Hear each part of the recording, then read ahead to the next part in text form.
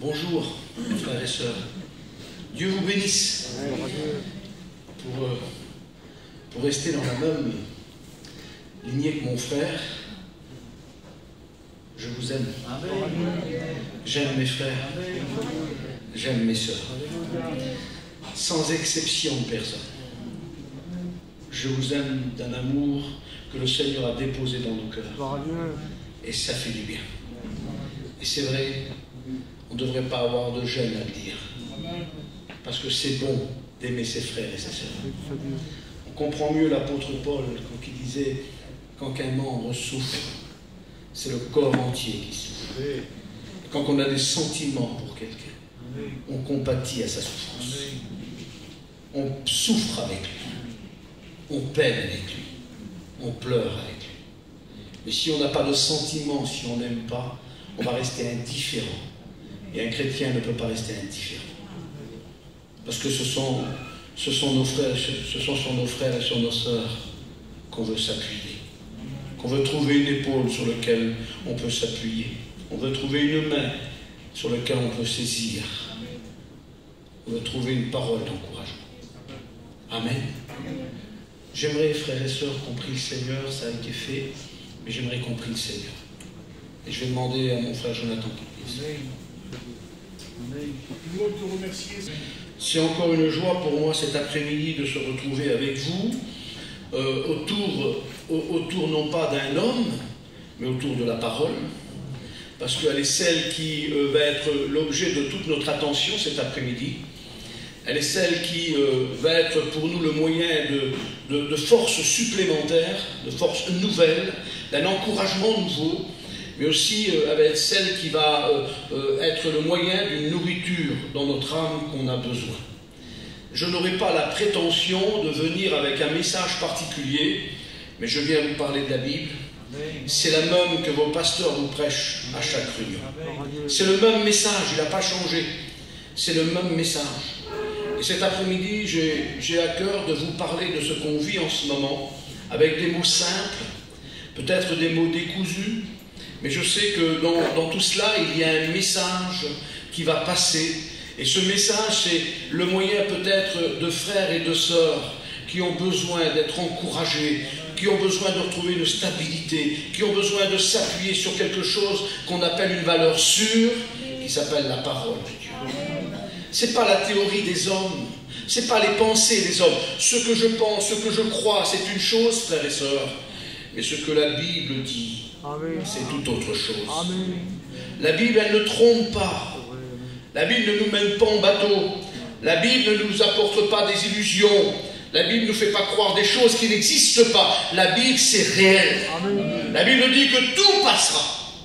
Le ciel sur lequel on est depuis bien longtemps, la terre qui nous porte qui porte l'humanité depuis bien longtemps, elle passera.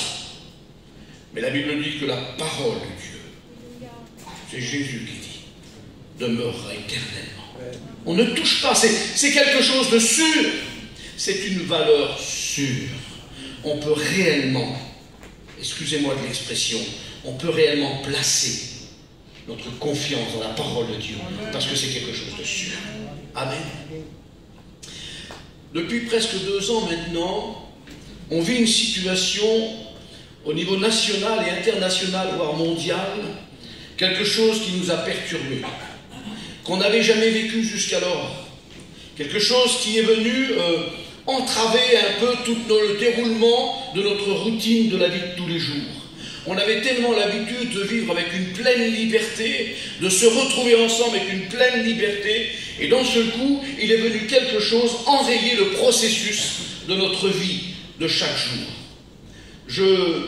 Je voyais mes frères serviteurs hier, et mon désir était, j'avais un cœur comme cela, j'avais tellement envie de les prendre dans mes bras, comme on avait l'habitude de le faire, de les serrer contre mon cœur, et puis de les embrasser comme on doit le faire. Mais crise sanitaire oblige, on doit se respecter. Mais vous comprenez qu'on souffre d'une telle situation, on souffre de tels événements, on n'avait pas l'habitude. Qui aurait pensé, il y a plus de 2 ans de cela, qu'on aurait vécu une telle situation? C'était quelque chose d'impensable, quelque chose d'inimaginable. On nous aurait pris pour des extraterrestres. On nous aurait pris pour des gens qui savaient, qui n'avaient aucun sens dans le langage. Et puis, excusez-moi, mais on aurait dit, mais vous êtes des fous. Jamais ça peut arriver, ça. On ne peut pas perturber la vie mondiale aujourd'hui à cause d'un ennemi qui est invisible. Parce qu'on a eu tellement l'habitude dans le monde de combattre des ennemis visibles. Et dans ce coup, il y a quelque chose qui vient d'invisible et qui vient enrayer le monde entier. Parce que le monde entier est touché aujourd'hui par ce virus. Nos églises ouvrent. Quelque temps après, ils sont obligés de refermer. On a été perturbés. On a fermé toutes nos églises pendant un moment. Dans le cadre de notre mission, on a eu une année où nos missions n'ont pas pu tourner. Nos conventions, nos retraites, ça fait 2 ans qu'on n'a pas eu de convention, qu'on n'a pas eu de retraite. C'est quelque chose qui nous a malheureusement, qui nous a mis un frein. Et puis, malheureusement, cette situation a soulevé beaucoup de questions. A généré au fond de nous-mêmes énormément de questions. Parce que nous sommes aujourd'hui arrivés à un moment où que, frères et sœurs, je ne sais pas ce que vous attendez, vous, aujourd'hui, mais s'il y a bien une chose que moi j'attends dans mon cœur, on le disait avec le frère tout à l'heure, c'est que le Christ revienne prendre son Église. Mais vous comprenez qu'il faut être honnête, que ça ne va pas se faire comme cela d'un seul coup, sans qu'il y a des signes avant-coureurs. Des signes qui se mettent en place et qui vont, comme quelque chose qui va nous avertir on rentre dans des événements qui enclenchent les signes de la fin. Et je crois de tout mon cœur que ces choses-là font partie. Ces signes qu'on vit, cette situation, font partie des signes qui est en train de nous prévenir que le temps de l'Église va bientôt s'arrêter. Et elle s'arrêtera quand elle sera appelée par celui qui l'a sauvée, qu'on appelle Jésus, pour aller le rencontrer sur les nuées. Amen. Alors ça a perturbé beaucoup de gens. Et j'aimerais introduire cette réflexion avec vous cet après-midi par un verset du livre du prophète Osée. Vous connaissez un peu ce verset. C'est le livre d'Osée au chapitre 4 et verset 6. Si je vous dis cela, je vous parle en connaissance de cause. Parce que je me suis aperçu que pendant ce temps que nous vivons, beaucoup de frères, beaucoup de sœurs, peut-être que vous n'êtes pas concernés par ce verset que je vais citer maintenant, mais la vie est tellement pleine de surprises. J'ai pris l'habitude de prendre du recul, et puis de dire les choses telles qui sont. Et puis, vous savez, je ne me suis jamais fié à l'apparence, parce que l'apparence cache bien souvent des choses contraires à ce qu'on voit. La réalité du cœur, c'est tout autre chose. Et le livre d'Osée nous dit ceci au chapitre 4 et verset 6. « Mon peuple périt faute de connaissance. » Et il semblerait que là, le prophète va mettre l'accent sur quelque chose qui va mettre en évidence le manque de connaissance d'Israël à ce moment-là. Israël était dans une incertitude, Israël était dans une situation, elle était perturbée, elle ne savait pas réellement ce qu'elle vivait parce qu'elle était comme perdue dans le fond d'elle-même parce qu'elle ne connaissait pas réellement ce que Dieu voulait pour elle. Il y avait comme un manque de connaissance profond de la volonté de Dieu pour Israël et pour le peuple de Dieu. J'ai introduit ce message par ce verset pour mettre en évidence le manque de connaissance parmi notre peuple aujourd'hui par rapport à cet événement, parce que beaucoup, et là il ne faut pas se voiler la face, beaucoup ont été troublés par cet événement. Beaucoup se sont remis en question, beaucoup se sont posé la question, serait-ce la fin? Serait-ce la grande tribulation qui va arriver? Est-ce qu'on ne s'est pas trompé? Est-ce que c'est bien comme cela? Ça a généré énormément de points d'interrogation. Et je me suis dit, c'est pas possible.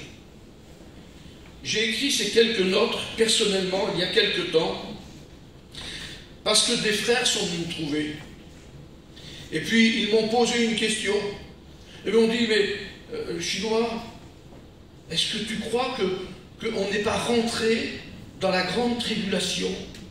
Est-ce que tu crois que l'Église ne passera pas par la grande tribulation? Est-ce que tu crois qu'on ne va pas connaître cela? On regarde les événements. Et je me suis rendu compte, j'ai été obligé de me rendre compte qu'en réalité, j'étais là devant un constat qu'il y avait encore des hommes et des femmes qui étaient dans l'incertitude de la parole et qui ne savaient pas décrire les temps qu'ils vivaient et mettre des points bien précis au temps qu'ils vivaient.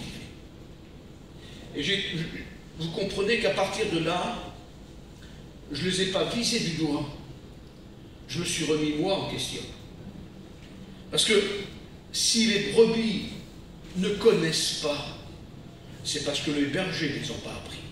Et vous comprenez que je me suis remis moi en question, sans montrer du doigt personne. Et puis sans dire que les frères ne l'ont pas fait. Mais moi je me suis remis en question. Parce que ça concernait mon Église.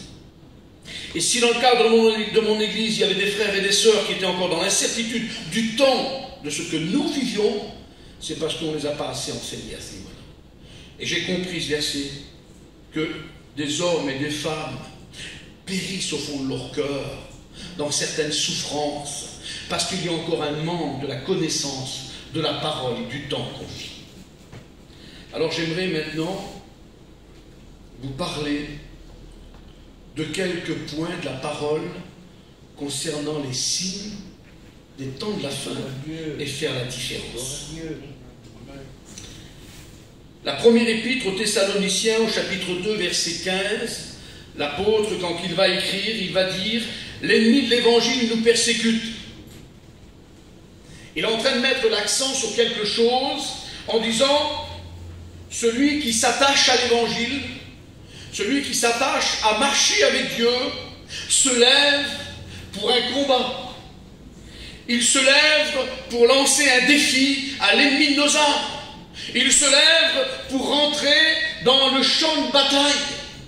Il ne montre pas dans un paquebot où on va passer une croisière extraordinaire, mais il va monter dans un destroyer où il va déclarer la guerre. Et frères et sœurs, à partir du moment qu'on s'est attelé à l'évangile, qu'on s'est engagé dans le chemin de l'évangile pour accomplir les promesses et la volonté de Dieu à notre égard, nous avons déclaré la guerre à l'ennemi. Et l'ennemi, lui, a juré notre perte. Et donc on comprend mieux ce verset que l'ennemi de l'évangile, qui est l'ennemi de notre âme, qui est celui qui a juré notre perte, qui est le diable, qui est le serpent ancien, le dragon, celui-là, il a juré notre perte et il veut nous persécuter tous les jours. Tous les jours, c'est son rôle. Jésus lui-même va dire dans l'évangile de Jean, vous aurez des tribulations dans le monde. Frères et sœurs, quand vous vous êtes engagés avec le Christ, la Bible ne vous a jamais promis une vie tranquille. Elle ne vous a jamais promis une vie où que tout serait extraordinaire, une vie d'un long fleuve tranquille. La Bible vous a toujours parlé d'un combat, de persécution, de moments durs, mais que nous devons garder la tête haute, parce que la victoire, elle est pour nous. Et Jésus disait que si vous aurez des tribulations dans le monde, on est prévenu. Et on doit savoir que dans le monde, tant que nous serons dans le monde, tant que l'Église sera présente, l'Église sera confrontée à des situations conflictuelles avec le monde et avec l'ennemi de notre âme. Il va essayer par tous les moyens, de nous faire tomber, de nous faire chuter, de nous démontrer que le combat est trop dur.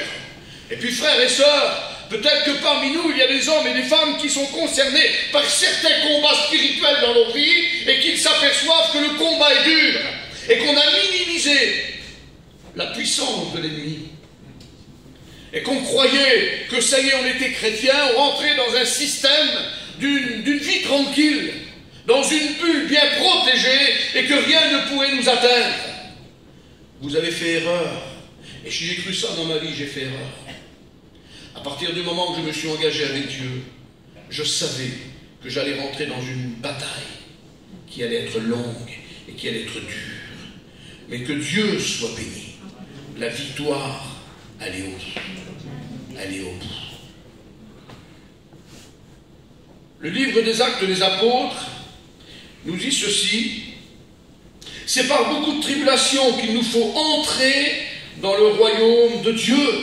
On est encore prévenu que des tribulations sont là et que c'est pas des petites tribulations, c'est pas des moments d'incertitude, de moments, excusez-moi de l'expression, des moments difficiles de la vie qu'on vit tous les jours, mais c'est des tribulations qui vont nous toucher. Mais c'est par beaucoup de tribulations qu'il nous faut rentrer dans le royaume des cieux. Cela veut dire que nous devons se tenir sur nos gardes, qu'on doit être vigilants, qu'on ne doit pas se laisser entraîner, qu'on ne doit pas dire oui à tout, mais qu'on doit avoir un certain charisme, une certaine stature, de dire non au mal, et de dire non à l'ennemi, de lui résister afin qu'il s'enfuit, dit la Bible. Et donc c'est avec beaucoup de tribulations qu'il nous faut passer malheureusement pour rentrer dans le royaume des cieux. Et toujours le livre des Actes des Apôtres, l'apôtre Paul va s'exprimer en disant: l'Esprit m'a averti que des tribulations m'attendent.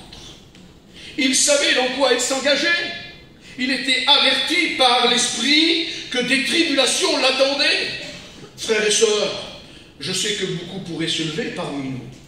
Beaucoup pourraient parler de moments difficiles, de moments compliqués de la vie, ou que bien souvent vous m'excuserez, les bras vous ont baissé, parce que ça a été des moments difficiles.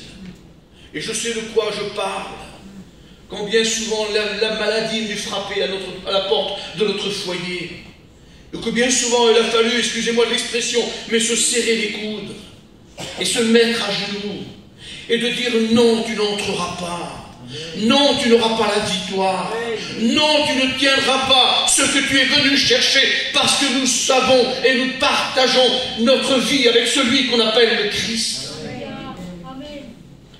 Vous m'excuserez, frères et sœurs, je ne veux pas tourner le couteau dans la plaie, mais je sais de quoi je parle. J'ai ma fille de 3 ans et demi qui était condamnée par un cancer au poumon. Aujourd'hui, elle a 30 ans. J'ai mon épouse qui est là, attrapé un cancer à la glande thyroïde. Aujourd'hui, elle est là. J'ai mon garçon de 13 ans, il a attrapé un cancer à la glande thyroïde. Aujourd'hui, il a 28 ans. J'ai moi-même attrapé une tumeur. Et aujourd'hui, je suis là, je vous parle. Je sais de quoi je parle. La maladie, je sais ce que c'est. Mais jamais elle a remporté une victoire. Alléluia. Parce que la victoire est dans les mains de celui qui appartient à Jésus. J'ai été averti de tribulation. J'ai été averti qu'il y aurait des moments difficiles. Mais je connaissais cela. Je savais à quoi je m'engageais. Je savais dans quel chemin j'allais entreprendre. Mais je sais tellement que l'arrivée, elle est tellement belle. Amen. On cite souvent ce verset: vaut mieux la fin d'une chose que son commencement. Je vous l'assure, frères et sœurs, et je sais que vous le savez, la fin de la vie sur la terre pour l'Église, c'est le ciel. Et ça, c'est extraordinaire. Alors ça vaut le coup de souffrir peut-être encore un peu, de pleurer, parce qu'on pleure souvent, encore un peu. Mais notre arrivée pour nous, c'est le ciel. C'est le ciel. Alors ce que je suis venu vous dire cet après-midi, ne soyons pas troublés, ne soyons pas dans l'incertitude, découragés de ce que nous vivons, ne soyons pas perturbés, parce qu'il semblerait que pour certains, ils ont été perturbés, ils étaient déboussolés à ne plus savoir à quel moment nous vivons et quel serait le temps de l'Église. Mes frères et sœurs, il y a des promesses. Ce que nous vivons, c'est des signes, mais ce n'est pas encore les temps de la fin. Vous comprenez? Les temps de la fin ne sont pas encore là. Nous sommes dans les signes annonciateurs que l'Église doit être plus que jamais prêtre. Dans le monde, aujourd'hui, je le crois de tout mon cœur personnellement, que ce qui est en train de se passer, c'est une mise en place que les choses doivent s'accomplir comme la Bible dit. Mais il viendra un moment que l'Église ne connaîtra pas tout ce que le prince de ce monde va essayer de mettre en place. Elle partira avant. Parce qu'il y a des promesses qui sont là. Il y a des preuves bibliques qui sont là. Alors ne soyons pas troublés. L'an dernier, on a malheureusement été un peuple assez, je le dis, assez perturbé dès qu'on a parlé de vaccin. Ça a été un peu comme quelque chose qui a mis en évidence le fond, au fond du cœur de certains, comme quelque chose qui était sensible. Tout le monde pensait, est-ce que c'est bien, est-ce que c'est pas bien? On a peur parce qu'ils vont nous injecter un processus, des molécules dans lequel ils vont nous suivre. Et puis il s'est mis dans l'esprit de beaucoup d'incertitudes. Et puis pour d'autres, je le dis, pour d'autres, se faire vacciner, c'était accepter la marque de la bête. Donc ça allait loin. Il semblerait que là, je suis obligé de relater, de répéter le livre d'Osée, que mon peuple périt faute de connaissance, parce que ceux qui pensaient cela, personnellement, je vous le dis, par rapport au texte de la Bible, il y avait vraiment un manque de connaissance. Je le dis haut et fort, et je le proclame avec la parole. Le vaccin n'a jamais été la marque de la bête. C'est pas comme ça, frères et sœurs. Ça se fera d'une manière complètement différente. Complètement différente. Il y a une différence entre être persécuté, avoir des tribulations, comme on l'a cité dans les versets que je vous ai cités, qu'on avait une certaine connaissance, et la grande tribulation. Alors je m'explique. La persécution, la tribulation, c'est une attaque de l'ennemi. C'est l'attaque du diable qui va essayer par tous les moyens de nous faire chuter. La grande tribulation, c'est un châtiment de Dieu pour ses ennemis. Elle est envoyée pour punir ceux qui vivent dans la désobéissance et qui n'auront jamais accepté Dieu. La tribulation ou la persécution, c'est quelque chose qui est localisé. C'est localisé. Alors que la grande tribulation, selon le livre de l'Apocalypse, c'est quelque chose qui sera mondial. Alors dans l'esprit de beaucoup, ben oui, mais tu comprends, le virus, il est mondial à l'heure actuelle. Alors ça l'a apporté un peu de doute dans l'esprit de certains. Et j'aimerais continuer en vous citant ce verset de l'Épître aux Romains, chapitre 5 et verset 9. À plus forte raison, dit l'apôtre, donc maintenant que nous sommes justifiés par son sang, serons-nous sauvés par lui de la colère à venir. Ah, il y a des promesses qui nous préviennent,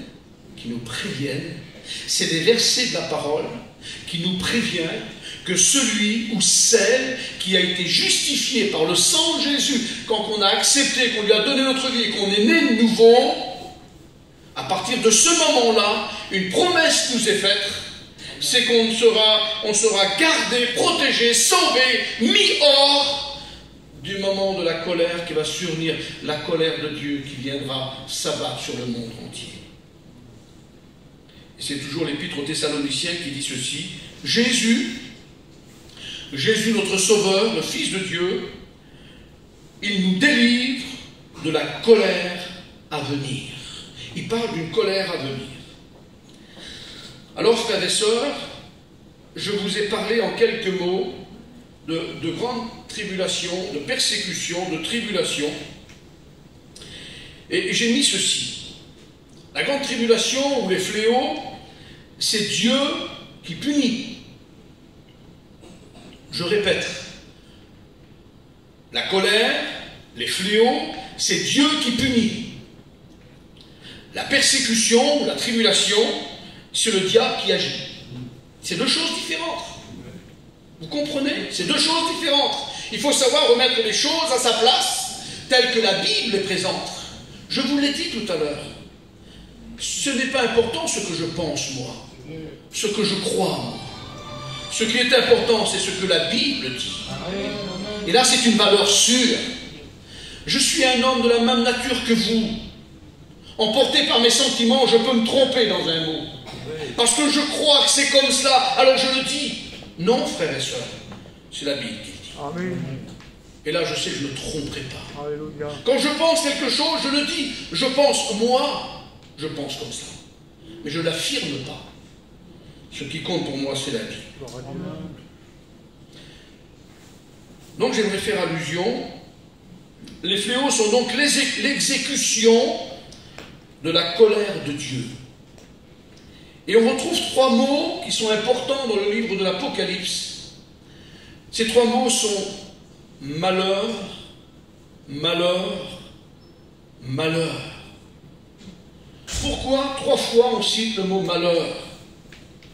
Parce que dans le livre de l'Apocalypse, il y a trois grands malheurs qui vont s'abattre. Ces trois grands malheurs ne concernent pas l'Église. Ils s'abattront pendant le temps de la grande tribulation qui agira et qui viendra s'abattre sur la terre. Le premier malheur, c'est le livre de l'Apocalypse au chapitre 6. C'est les 7 sceaux. Le deuxième malheur, c'est le livre de l'Apocalypse. C'est les 7 trompettes. Et le troisième malheur qui est plus terrible, parce que chaque malheur va ouvrir la porte à un autre malheur beaucoup plus grand.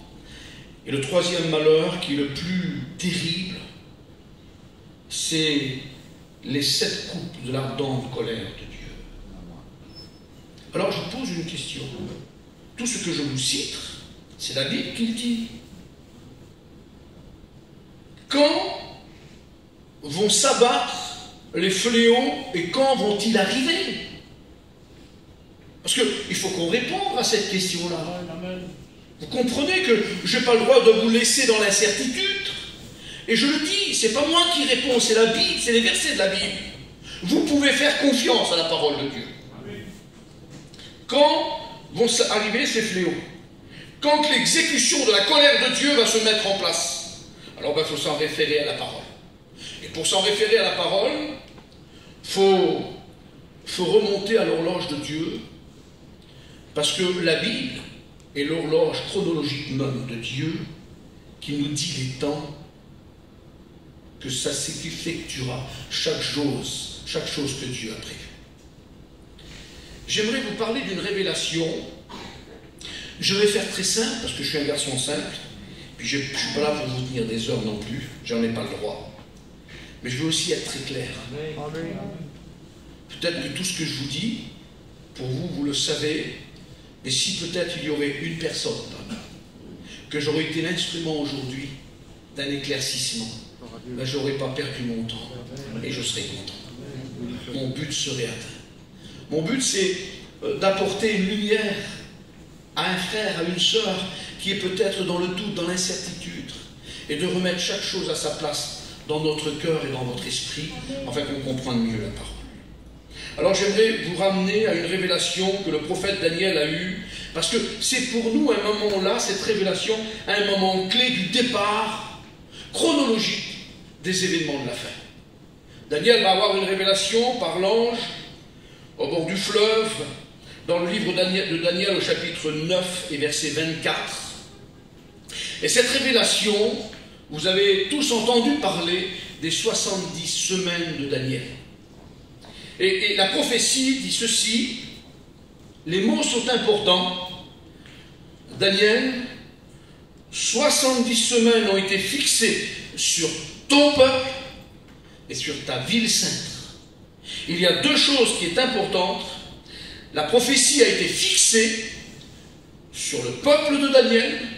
Et frères et sœurs, le peuple de Daniel, c'est les Juifs. Il sort du cadre à ce moment-là. Et le deuxième point important, c'est la ville sainte de Daniel. La ville sainte de Daniel, c'est Jérusalem. Donc la prophétie est indexée, elle est fixée sur les Juifs et sur Jérusalem. Donc, c'est 70 semaines. Frères et sœurs, selon l'expression de la Bible, à ce moment-là, ce n'est pas 70 semaines de 7 jours, mais c'est 70 semaines de 7 ans, parce qu'on va appeler ça des septêmes. 70 fois 7 ans. Il semblerait que l'ange va dire à Daniel, voilà, il est donné sur ton peuple et sur ta ville sainte 490 ans, et c'est alors que s'accomplira la promesse de la délivrance pour ton peuple. C'est l'espérance et l'espoir que Daniel va avoir à ce moment-là. Et puis l'ange va donner des précisions. Il va dire, à partir de la reconstruction de Jérusalem, pour aller jusqu'à ce que le Messie soit retranché dans les murs de Jérusalem, 69 semaines seront accomplies. Et frères et sœurs, pour celui qui fait un peu d'histoire, quand vous prenez à partir de la première pierre de la reconstruction du mur de Jérusalem, au temps d'Esdras et de Néhémie, pour aller jusqu'à ce que le Messie soit retranché, il y a une période de 483 années qui vont s'écouler. 483 années. Cela veut dire que la prophétie avait dit juste, 69 semaines se sont écoulées à ce moment-là. La prophétie est vraie. Elle est en train de s'accomplir. Et puis, 69 semaines vont être accomplies, et puis il va y avoir comme quelque chose qui va écarter, éloigner l'accomplissement de la 70e semaine.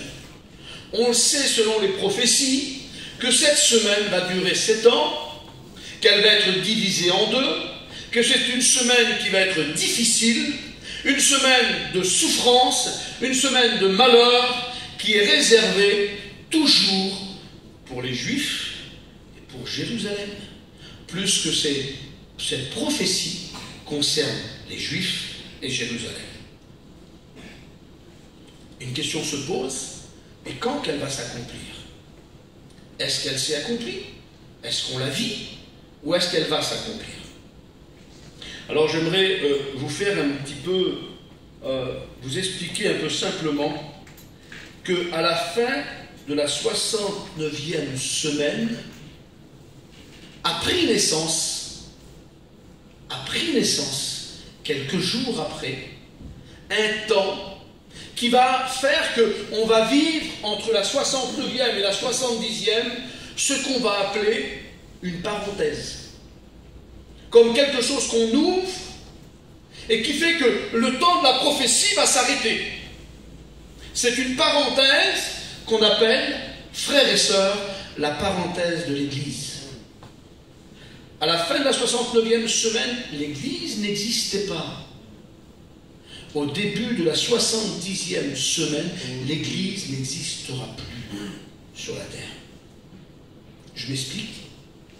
Le Messie retranché, c'est la mort de Jésus. 69 semaines s'accomplissent. Il faut attendre 50 jours après pour qu'on puisse, pour que s'accomplisse quelque chose qui avait été prophétisé et qu'on vive à ce moment-là la fête de la Pentecôte. Et nous savons par les Écritures que c'est à la Pentecôte que l'Église va prendre naissance. Pourquoi elle prend naissance? Parce que vous savez qu'à cette fête-là, qui était la fête de la 50e, la fête des moissons, et la Pentecôte était un moment où le souverain sacrificateur devait apporter dans le lieu saint une offrande de 2 pains. Des pains sans levain, qu'il offrait comme une offrande par rapport à la récolte. Et si le pain était consumé dans l'offrande, dans l'Holocauste, c'est-à-dire que l'offrande était agréée et acceptée par Dieu. Mes frères et sœurs, j'aimerais vous dire que la Pentecôte pour Jésus, c'est quand il est parti au ciel, enlevé sur le chemin de Béthanie, il n'a pas apporté simplement 2 pains dans le royaume de son Père, mais il a apporté l'Église. L'Église qu'il avait acceptée comme fiancée sur la croix du Calvaire en baissant la tête, en acceptant ce geste symbolique, en disant « oui, je l'accepte, avec tout le respect que je vous dois, comme ma fiancée ». Et à partir de ce moment-là, il devait partir, parce que c'est la tradition, il devait partir pour accomplir ce qu'un fiancé devait faire. Il devait partir pour préparer un logement, une maison, pour accueillir sa fiancée. Et à ce moment-là, il l'a présenté à son Père. Ce n'est pas 2 pains qu'il a présenté à la Pentecôte, c'est l'Église. Et quand il l'a présenté à son Père, il fallait une réponse. Et la réponse, les disciples l'ont eue au nombre de 120 dans la chambre haute. Ce jour-là, à Jérusalem, c'est le feu qui est descendu du ciel. Symbole de l'agrément, de l'offrande qui avait été présentée par Jésus. Par cette réponse de la descente du Saint-Esprit, du feu, des langues semblables à des langues de feu se posèrent sur chacun d'eux. Dieu est en train de prouver qu'il a accepté l'offrande de son Fils. Et l'Église prenait naissance à ce moment-là. Et débutait le temps de l'Église. Le temps de l'Église. Ça fait 20 siècles. 20 siècles que l'Église est là et qu'elle a mis une parenthèse entre la 69e et la 70e semaine. Et ce temps se terminera par une promesse de l'enlèvement, où que l'Église partira à la rencontre du Seigneur. Pourquoi on dit 20 siècles? Alors il y a une première confirmation. C'est le livre d'Osée qui dit cela, au chapitre 6, verset 1 et verset 3. Il dit, Osée va dire, pendant 2 jours, Dieu nous a abandonnés. Il est formel le verset. Il dit, pendant 2 jours, Dieu a abandonné Israël. Mais on le sait que ce n'est pas 2 jours au niveau du temps de 2 jours de 24 heures. Parce que la deuxième épître de Pierre au chapitre 3 et verset 8, il est dit que n'oublions pas que pour Dieu, un jour est comme 1000 ans. Et il semblerait qu'à travers ce verset, il nous est mentionné que Dieu a mis de côté, abandonné Israël pendant 20 siècles, 2000 ans. Ceux qui pourraient comprendre cela se rapporterait au temps de l'Église. Pourquoi le temps de l'Église durerait 20 siècles? Alors, la première confirmation, c'est Jésus qui la donne. Il la donne dans l'évangile de Matthieu, excusez-moi, je suis en train de le chercher. L'évangile de Matthieu, chapitre 20 et verset 2, c'est la parabole du bon samaritain. Vous savez qu'à l'époque de Jésus, le salaire d'un ouvrier journalier était d'1 denier. Donc 1 denier, vous travaillez une journée, vous recevez 1 denier. Vous travaillez 2 jours, vous recevez 2 deniers. Vous connaissez la parabole du bon samaritain. Le blessé, c'est symbolique du païen. C'est le symbole du païen. Le sacrificateur et le lévite incarnent Israël qui ne peuvent rien faire pour le blessé parce qu'il est païen. C'était interdit selon la loi mosaïque. Le bon samaritain, il incarne Jésus. Et le bon samaritain verse de l'huile et du vin. C'est le Saint-Esprit et le sang de Jésus qu'il met sur les plaies du païen. Symbole de la douceur et de la purification. Et puis, le bon samaritain, il prend le blessé, il le met sur sa propre monture, il donne sa place. C'est ce que Jésus a fait. Il s'est fait pécheur pour nous. Il a pris notre place. Il a porté notre condamnation. Et puis, il le prend, le blessé, il l'emmène à l'hôtellerie, qui est l'église. Et il s'adresse à l'hôtelier, et il va dire, voici, je te donne 2 deniers. Et ce que tu dépenseras en plus, je te le donnerai à mon retour. Il semblerait que là, il est en train de mettre l'évidence qu'il confie à l'Église, au pasteur, les brebis, et qu'il dit, voilà, je te donne le salaire de 2 jours, et s'il y a de plus, dans le surplus, je te le rendrai à mon retour. Il est comme en train de dire, voilà, le temps de l'Église, que tu vas prendre soin des brebis, va durer 2000 ans. Plus que 2 jours, c'est symbolique à 2000 ans. C'est la confirmation de Jésus. Jésus donne une autre confirmation. L'évangile de Luc au chapitre 13, verset 32. Jésus va dire, après qu'on lui ait posé la question et que Hérode avait envoyé des serviteurs pour poser la question, Jésus va dire, allez dire à ce renard, voici je chasse les démons et je fais des guérisons aujourd'hui et demain, et le troisième jour, j'aurai fini. Mais aujourd'hui et demain, c'est le temps de la grâce, c'est les 2000 ans de l'Église, et le troisième jour, c'est l'âge d'or, et cela concerne Israël, c'est le temps du millénaire. L'Église, elle se situe dans les jours de la grâce. Alors, pourquoi peut-on dire que l'Église ne subira pas la grande tribulation? Pourquoi? Plus que la 70e semaine n'est pas encore accomplie. Pourquoi? Mes frères et sœurs, le livre de l'Apocalypse, au chapitre 3 et verset 10, cela se situe dans la lettre qui est adressée à Philadelphie. Philadelphie fait partie des 7 églises, et c'est la seule église dans laquelle il n'y a pas de reproche. Elle n'est pas étincelante, elle n'a pas beaucoup de richesse, elle n'a pas beaucoup de force aux yeux de l'humanité, mais pourtant, elle est restée fidèle.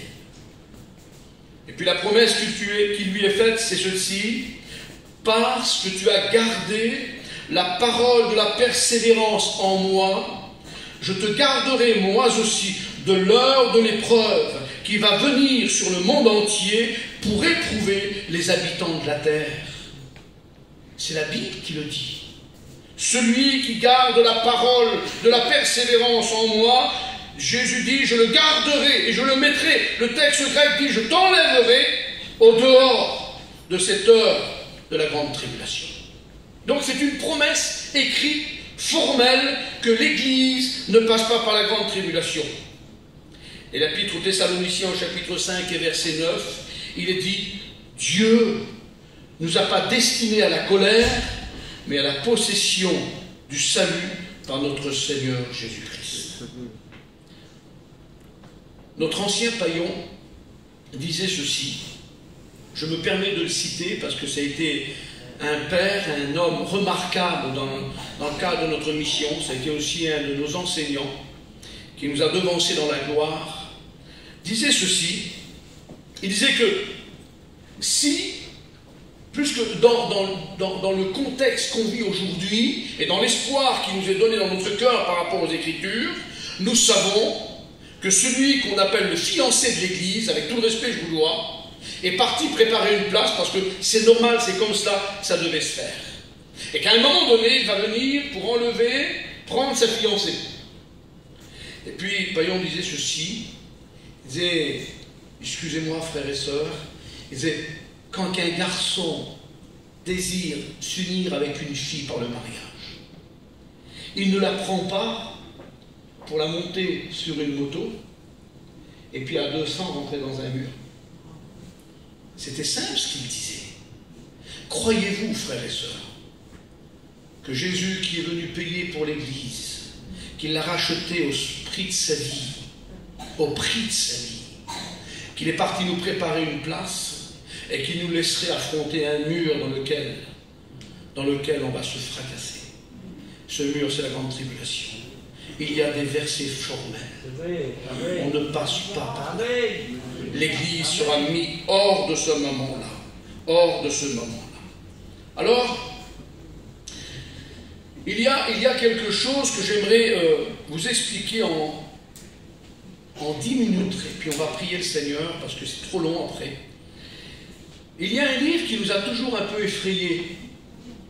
C'est ce livre qu'on appelle le livre de la Révélation, le livre de l'Apocalypse. Je l'ai cité par rapport à Apocalypse 3 et verset 10, la lettre qui est adressée à Philadelphie.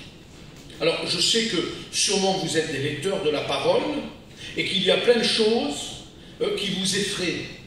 Il y a plein de choses que vous n'arrivez pas à décrypter, à comprendre.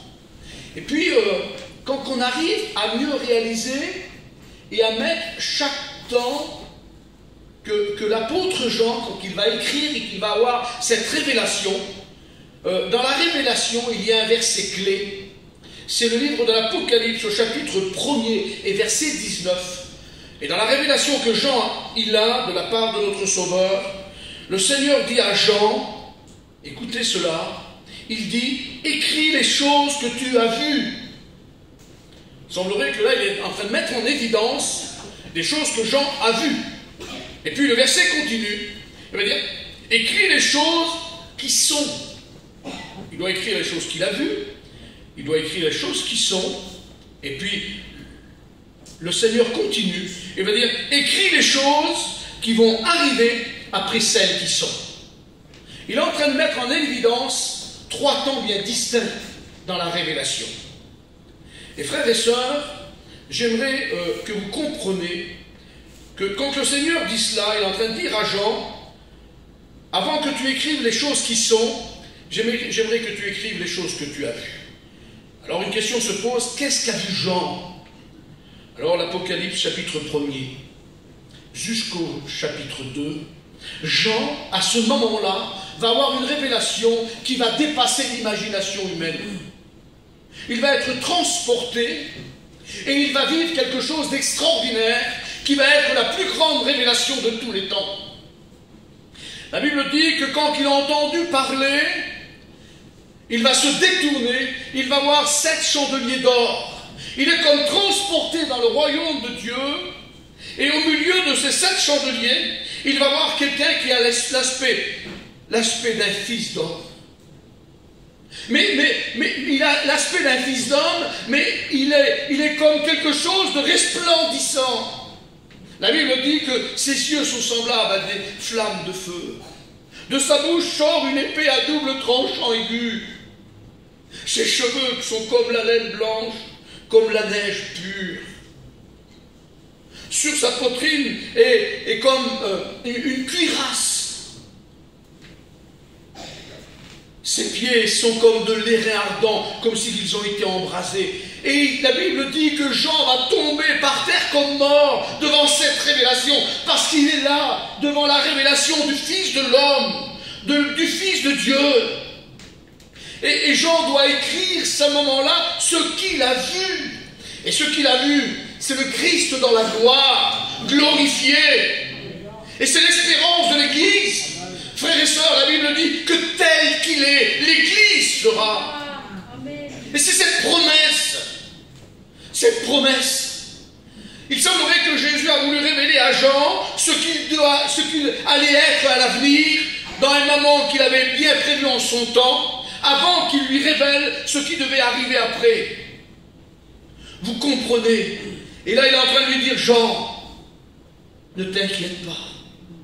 Ce que je vis, ce que tu vois, tu le vivras avec moi. C'est le Christ dans la gloire. C'est la révélation du Christ dans la gloire. Vous m'excuserez, j'ouvre une parenthèse. Aujourd'hui, le Christ n'est toujours pas dans la gloire. Parce que si vous prenez Apocalypse 5, il a dit que le Christ, il est au milieu des 24 vieillards. C'est l'agneau immolé qui plaide encore aujourd'hui. Qui plaide encore aujourd'hui. Il est au milieu de l'Église, les 24 vieillards, symbole de l'Église. Il est au milieu de l'Église. Mais là, il est en train de révéler à Jean le Christ dans la gloire. Alors écris les choses que tu as vues. C'est la promesse qui nous est faite, frères et sœurs. J'ai tellement envie que vous compreniez, à vous qui avez passé des moments difficiles, à vous qui avez vécu la séparation, la douleur, vous qui peut-être pleurez encore aujourd'hui par cette douleur qui vous ont déchiré, meurtri au fond de vous-même. Il y a une espérance. C'est la gloire. C'est le ciel. C'est la vie avec le Christ. C'est la vie avec nos bien-aimés qui nous ont devancés, ou qu'on se retrouvera pour l'éternité. Ah, ça vaut le coup, frères et sœurs, de lui faire confiance. Et il va continuer, il va dire, Jean, tu vas écrire les choses qui sont maintenant. Et frères et sœurs, là, si vous prenez Apocalypse 2 et Apocalypse 3, nous sommes là devant 7 lettres qui vont être envoyées à 7 églises bien différentes. Il y a quelque chose qui m'a toujours interpellé. Je me suis dit, mais pourquoi les 7 églises qui vont être choisies, c'est les 7 églises de l'Asie mineure. Cela veut dire que c'est les 7 églises du sud de la Turquie à l'heure actuelle. Pourquoi choisir 7 églises en Turquie? Alors que je pense que sur la tête d'Israël, il y avait des églises qui avaient aussi de la valeur. Mais Dieu sait ce qu'il fait quand on lit l'histoire de ces églises. c'est un autre message, mais quand on lit l'histoire de ces églises et qu'on les rapporte au temps de l'Église depuis la Pentecôte jusqu'à nos jours, dans des domaines bien précis, j'ai été étonné quand j'ai abordé ce sujet-là, des précisions que les églises ont vécues l'une après l'autre, pour arriver aux deux dernières églises, qui sont Philadelphie et Laodicée, qui ne sont pas deux églises bien différentes par rapport à la période de temps, mais qui sont deux églises qui vivent la même période de temps, mais une est fidèle et l'autre est apostate. L'autre vit dans le refroidissement. Vous comprenez, dans l'illusion complète. Et nous sommes là devant deux chapitres. Et quand le Seigneur dit à Jean, écrit les choses qui sont, il parle à Jean en disant que c'est le présent. Et à ce moment-là, frères et sœurs, le temps de l'Église avait débuté. Jean est le symbole de l'Église. Vous comprenez, il représente l'Église, puisqu'il est notre frère. C'est pas simplement l'apôtre, mais c'est celui qui fait partie de l'Église, et quand il écrit les choses qui sont, il écrit le temps de l'Église. Et le troisième temps du livre de l'Apocalypse, c'est le temps qui va débuter au chapitre 4 jusqu'au chapitre 22, et le Seigneur dit à Jean, écris les choses qui doivent arriver après celles qui sont, après le temps de l'Église. Écris ces choses-là parce qu'ils vont arriver après. Il y a comme quelque chose qui met une séparation. Le mot après, c'est quelque chose qui va arriver après. C'est pas quelque chose qu'on va subir dans la suite, mais c'est quelque chose qui va arriver après le temps de la période de l'Église. J'aimerais vous dire une chose. Du chapitre 1 au chapitre 3, vous retrouverez 18 fois le mot Église. 18 fois le mot Église est mentionné. À partir du chapitre 4, le mot Église n'est plus mentionné, si ce n'est qu'au chapitre 22, verset 17, où il est écrit « L'Esprit et l'épouse disent viens ».